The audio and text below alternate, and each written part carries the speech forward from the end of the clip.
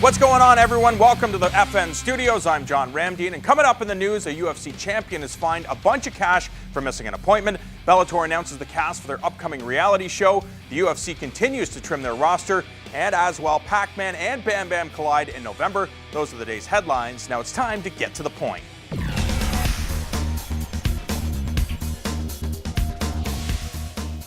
The sport's biggest organization continues to pare down its roster as featherweights Pablo Garza and Toronto's own Antonio Carvalho have been released by the UFC following losses. Garza is 1-3 in his past 4, while Pato is coming off a stoppage loss to Darren Elkins this past March. The Ultimate Fighting Championship has been forced to take action against middleweight champion Anderson Silva after the Brazilian refused to attend a media event in Los Angeles scheduled for Tuesday.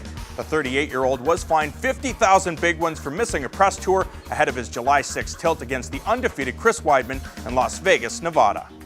Bellator MMA has unveiled the cast for the reality show Fight Master, which will debut on June 19th on Spike. 32 contestants will vie for $100,000 and a spot in the welterweight tournament, with a shot at $200K in total.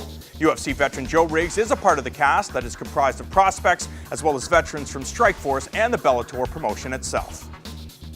And boxing continues to kick ass as it was reported that Manny Pacquiao will meet the very exciting Brandon Rios in Macau on November 23rd. Pac-Man is hoping to rebound from back-to-back setbacks, while Rios is coming off a Fight of the Year candidate and a losing effort to Mike Alvarado when the two met in a rematch. Joined now by Mr. Robin Black, and we got to talk about Anderson Silva. It seems that this guy can do whatever he wants. I guess when you're called the pound-for-pound great, you're called that for a reason. Yeah, I guess. Seems like they fine him $50,000. Now, it's all very relative. Like, how rich is this guy? What's $50,000 to him? I mean, we have a swear jar here, and every time I swear, I got to put $5 in that f***er. So, it's pretty much the same thing, I think. Anderson Silva, if you go back and you read the book Pound for Pound, written by Brian D'Souza, you know the history between Anderson Silva and the UFC. The UFC and the Pride organization, they prevented Anderson Silva from fighting for an entire year. We've seen him, he was forced to go, not really forced, but he went and fought in England for the Cage Rage organization. So you would imagine that this guy has some beef from back in the day. Yeah, and it's always interesting to watch how he plays the game, because he plays it very well. He figures out exactly how to get paid, exactly how to get really taken care of by the UFC, but always kind of finds a way to kind of give them the finger. He's playing it perfectly. It's a tricky game. This is the only organization in the world that you really want to be fighting for to make Anderson Silva money, but at the same time, he doesn't want to just be, a bit of a slave to the organization, so he treads that line very carefully.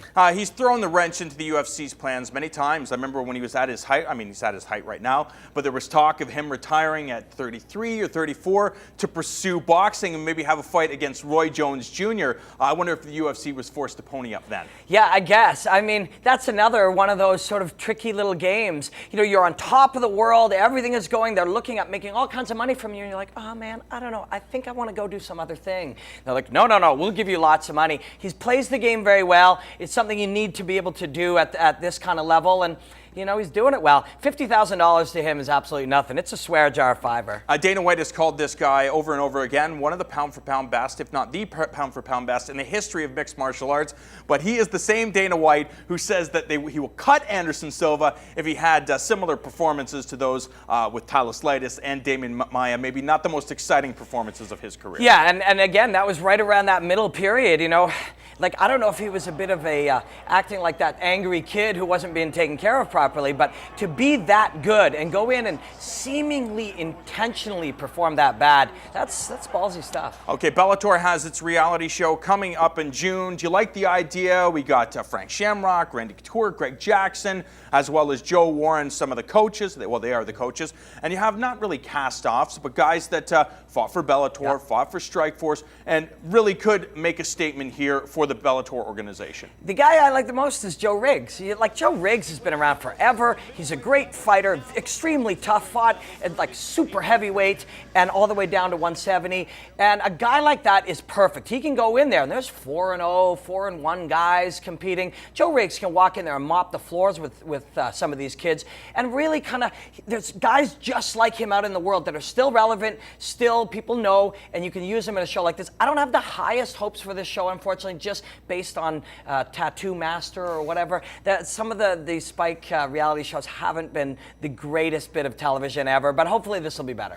For Joe Riggs, you say that you like him, he's one of your favorites, but what about the fact that this guy might have a little bit of ego? He's fought at the highest level, competed in the UFC, was supposed to get a crack at the UFC welterweight strap, so he could walk in there saying, I'm better than you guys. But we had a chance to see him in his upcoming fight, at the time, his upcoming fight with Jordan Meehan. He didn't really know who this kid was. He knew he was a young guy, but that was it because he didn't care to do enough research. And what happened? Joe Riggs lost that fight, and he said in the process, he got a paycheck. He did, and I fought on that card, and I sat in the sauna with Joe Riggs.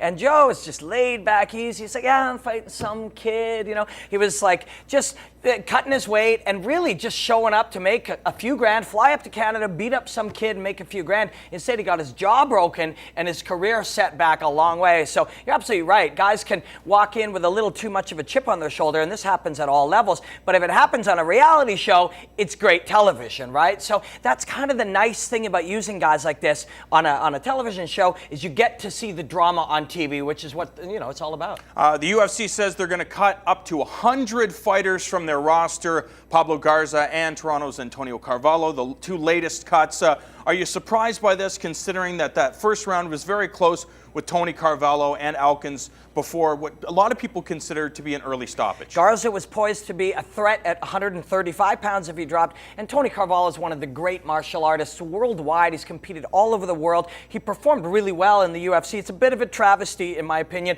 but it's what happens when you go and you absorb Strikeforce, and all of a sudden you got way too many dudes. We're going to see more of it. Don't change the channel. More from Fight News Now Extra when we return.